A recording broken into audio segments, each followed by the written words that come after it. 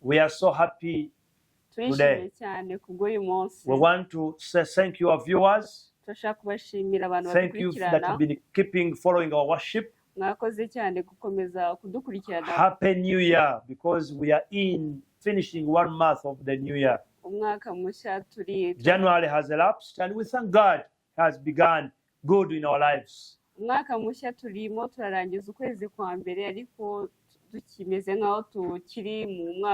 God is affleshing us, bringing us afresh into His purpose, into His blessing. God is refreshing us each day. Father, we thank you. We give you praise. Thank you for your life. Thank you for your love you have upon our lives. In Jesus' mighty name. So the Bible says in the book of John chapter 10 verse 10,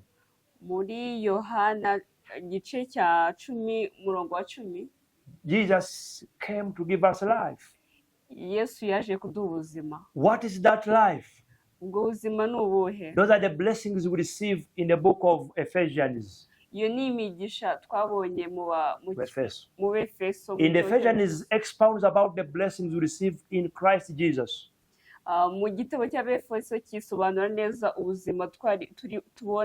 In Christ Jesus. In Christ we receive reformation. Oh my God. God reforms us through Christ Jesus. That is the first blessing. So you can read in John chapter 10 verse 10 in Kinyarwanda. Reka dusome muri Yohana igice cya 10:10. Umujura ntazanywe n'ikindi kiretse kwiba no kwica no kurimbura, ariko njyeweho nazanywe no kugira ngo zibone ubugingo ndetse ngo zibone bwinshi. Wow, praise the Lord. Amen. The Bible says Bibiliya iravuga ngo Jesus, his purpose is to give us life in abundance. Yesu umugambi we nukuduha ubuzima buhoraho. Abundance, bwinshi, abundance. Bwinshi cyane. And one of the blessings, we receive those blessings in the book of Ephesians, where they say that we receive blessings in Christ Jesus, in the book of Ephesians. Mu gitabo cy'Abefeso hagaragaramo yuko umugisha mwe tuzabona ari uwo kubona. Imigisha myinshi tubona muri Kristo. Imigisha myinshi tubona. There are blessings we receive in Christ Jesus. Imigisha myinshi tubona muri Kristo. And those blessings we receive in Christ Jesus, one of it is reformation. Imigisha myinshi tubonera muri Kristo, imwe muri yo ni ubugingo buhoraho. In reformation in Christ Jesus. Nukuba duhindurwa bashya. Very good. So that reformation reforms us. Each day we become new. We are no longer the past creatures. We are now new creature. The Bible says in the book of in Corinthians that when someone is born again, he becomes a new creation in Christ Jesus. Muruko guhinduka gushya ntago tuba abakera tuba ibiremwa bishya tuba icyaremwe gishya. Very good. We are new creation. Tuba icyaremwe gishya. New creation means you are no longer in the last traits of the first Adam. You become a new creation in the second Adam, Christ Jesus. Nago ubukiri wa wundi wa kera w'icyaha Adamu wa mbere uba warahindutse undi Adamu wamenye Kristo. Very good. So you are no longer in the first Adam's image. You are now a new image of Christ Jesus, second Adam. Uba wabaye icyaremwe gishya kuko uba watawe Adamu wa mbere. Ukambara Adamu wa kabiri, that Christ Jesus. Iyo wataye Adamu wa mbere ukaba Adamu wa kabiri uba wabaye wafashe kamero ka Kristo. The second Adam. Come again. Second Adam. Tell our viewers, when you leave the first Adam, you take the image of the second Adam, Christ Jesus. Interpret it well. Iyo wikuyeho ishusho ya Adamu wa kera ukakira Adamu mushya uba wakiriye Kristo. And these are the following blessings in the second Adam. No, iyi niyo migisha ikurikira. Second blessing. Migisha ya kabiri. Second blessing, mugisha wa kabiri. Second blessing. Mugisha wa kabiri. Joy. ni ibyishimo umunezero because in second Adam you rejoice with him kuko mu kuba icyaremwe gishya cyangwa se mu kuba wemeye kuba second Adam kwemera second Adam you become joyous, you get a joy of that freedom because you are free indeed. In the book of Galatians, the Bible says that we are free and freed from the flesh, from that first Adam. We are no longer in the sinful nature of the first Adam because we are born again. We become free. The freedom brings joy. Freedom brings joy. Interpret it, my interpreter. God bless you. Kuko twabaye icyaremwe gisha twaretse kuba Adamu wa kera twongera kuba ababohowe tukagira umunezero mu buzima bwacu tukadendera, then we become free and freed in forest. Tukagira umudendezo mu buzima. Praise the Lord.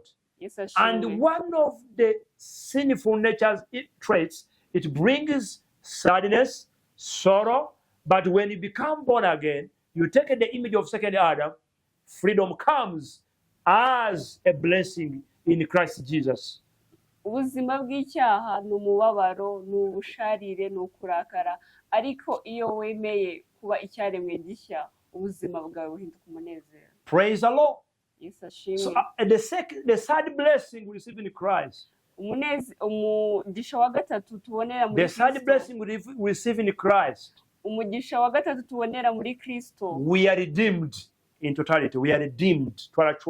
We are redeemed in Christ. Turacungurwa muri Kristo. Because redemption means kuko gucungurwa is a repurchase. To repurchase someone. You repurchase something. You repurchase. So when you are redeemed, you are repurchased by the blood of Jesus. Iyo uchunguwe uchungurwa n'amaraso ya Kristo. You are repurchased because certain time you were taken hostage.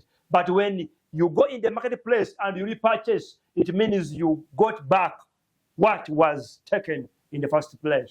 Iyo uchunguwe ubuguzwe n'amaraso ya Kristo. Bwa kabiri. Praise the Lord. Yes, so that was done by the shed of blood that we purchased. Ibyo byakozweho n'igiciro cy'amaraso. That blood repurchased us. Ayo maraso niyo yatuguze. That is redemption, third blessing. Icyo nicyo cyabayeho gucungurwa ukaba ari umugisha wa And redemption, it is by the grace. We are not saved by our works. We are saved by the grace. Uko gucungurwa kwabayeho kubw'ubuntu ntago ari kubw'ibikorwa byacu. Ntago ari kw'imirimo yacu. Nta nubwo ari bw'imirimo yacu. Not by our works, ladies and gentlemen. Ntago byabayeho kubw'imirimo y'amaboko yacu. Because we are not deserving that. Kuko nta nubwo twari tubikwiye. We can't afford by our works. Kuko nta nubwo twari kubibona. But by redemption in Christ, by his blood, he redeemed us. He repurchased us. Ariko kubw'ubuntu bwe yaraducunguye. And in the Old Testament, when they are talking about redemption, that time they can take it. They take slaves to the marketplace. Slaves in Bohe. They take them to the market. So when someone goes and buy, repurchase, buy, that one is freed. He becomes his own from the market. Mu isezerano rishya kugira ngo ucungurwe byasigusaga ko uba imbata cyangwa se kuba imbohe, ariko ubu ngubu wakuguze akora kubohoza, wakuguze akaba yukubohoza. So Christ redeemed us. Ariko Kristo we yaraducunguye. Because we are taken first of all on the market, we are taken as slaves to do a bad work as slave. But when Christ redeemed us, that freedom made us free from slavery. Mbere twafatwaga nk'imbohe tukagurwa nk'imbata kugira ngo ducungurwe, ariko Kristo we yaraducunguye kubw'amaraso ye. Praise the Lord. Yesu ashimwe. Praise the Lord. Yesu ashimwe. Fifth blessing. Umugisha wa kane. The fifth blessing. Umugisha wa gatanu. The Bible says. Bibiliya iravuga ngo. The Bible says. Bibiliya iravuga ngo. We govern with him in the realm place, in the realm places, in the higher realm of the place. Yaduhaye gutegekana nawe. Gutegekana nawe. Oh my God. We receive dominion. Twabonye ubwo bubasha. We receive locus standi. Twabonye ubwo bubasha. We receive the power to govern with him in the realm spirit, in the higher realm. Twabonye ububasha bwo gukorera mu mbaraga ze, bwo gukorera mu mwuka we. In the higher realm. Mu mwuka urenze cyane. Praise gukorera mu bubasha bukorera mu mwuka. We govern with him in the hemisphere, in the higher realm. Mu mwuka, mu kirere cy'umwuka. We are no longer governing with him in flesh, but we govern with him in the higher realm. Ntabwo dukorera mu mwuka usanzwe, yego, ahubwo dukorera mu mwuka utagaragara, umwuka uri hejuru cyane. Praise the Lord. So that dominion, you receive it when you believe Christ Jesus. Ubwo navuga ngo urwo rugero cyangwa ugera aho hantu kuko wemeye kwakira Kristo. So those are one of the blessings we receive dominion, receive capacity, power to govern in the higher realm. Uwo ni umugisha wakira wo kukorera aharenze cyane ha Kristo. We call it spiritual realm.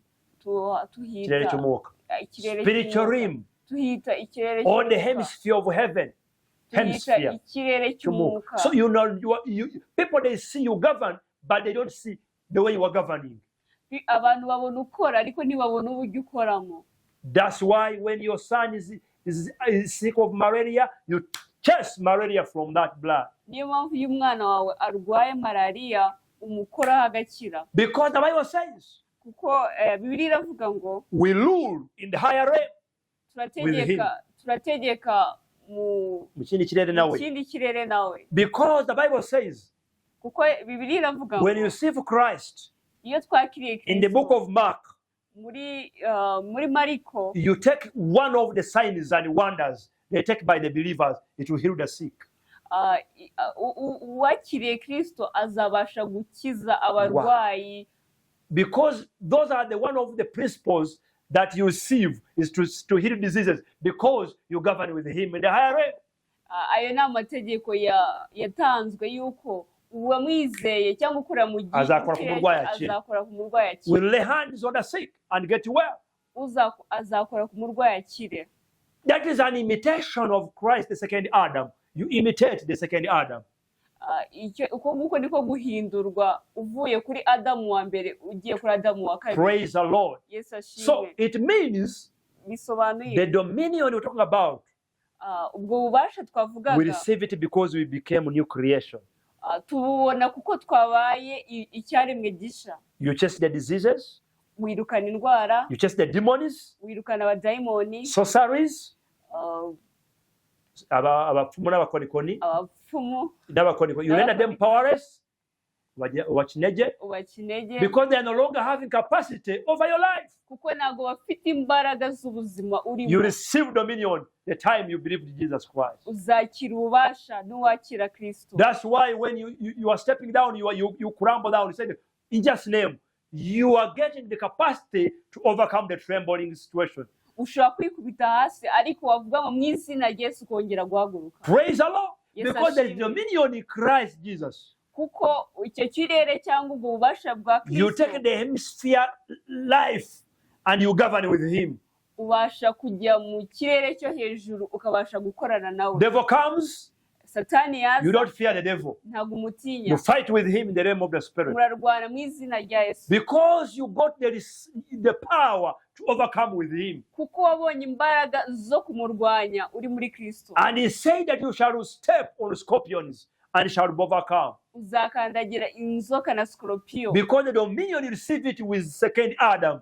Kuko ubwo bubasha wahawe nuko wabaye icyaremwe gisha. Because you are purchased, you are redeemed in him. Waguzwe amaraso ya Yesu. You are no longer a slave but a free man. Ntabwo ukiri imbata ubu warabohowe. Because you receive Jesus Christ. Kuko wakiriye Yesu Kristo. Let me finalize my message. Reka ndangirize hano. Take a dominion back.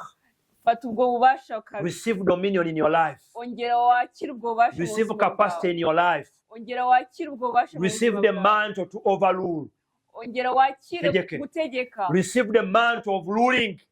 Wakire kongera gutegeka. Governing with him in the realm of the spirit. Utegekane na Yesu in the and you overcome scorpions and sorceries in your life. Ukandagire inzoka na scorpion. And I receive that power with me. Ndabyakiriye muri I njyewe. receive that power, I myself. Ndabyakiriye muri njyewe. My viewer receive it. Nawe nkurikiye ubyakire. Let things be under your feet. reka ibyo byose bibe munsi y'ibirenge Let byawe. every mantle receive it and receive that one because it's a mantle of Christ.